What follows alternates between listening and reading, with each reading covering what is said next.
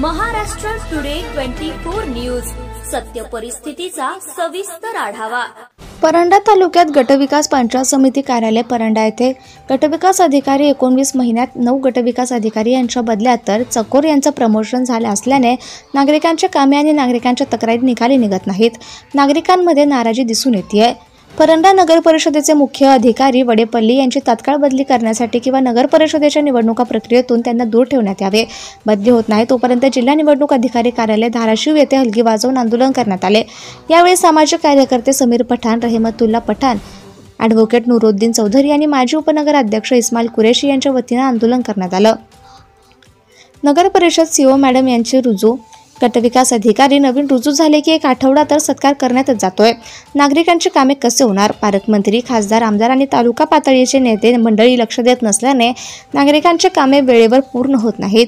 परंडा पंचायत समिती येथे आलेले आणि गेलेले गटविकास अधिकारी खालीलप्रमाणे: संतोष नागटिळक वर्ग 1 एप्रिल 2024 ते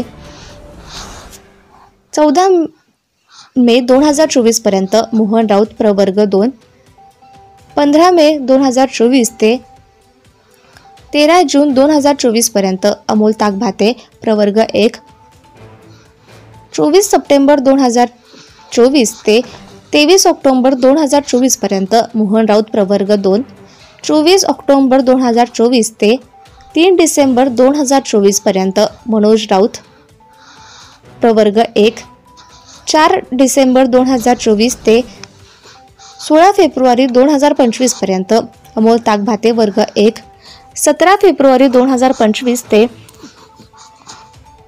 31 2025 पर्यंत, मोहन राऊत वर्ग 2 1 एप्रिल 2024 ते 31 मार्च 2025 पर्यंत, चकोर वर्ग 1 एप्रिल 2025 ते 8 ऑक्टोबर 2025 पर्यंत, मोहन राऊत वर्ग 1 9 ऑक्टोबर 2025 रुजू। महाराष्ट्र टुडे मराठीसाठी bureau report Sameer Uwal, Paranda, Dharashiv. Subscribe now and press the bell icon. Never miss an update.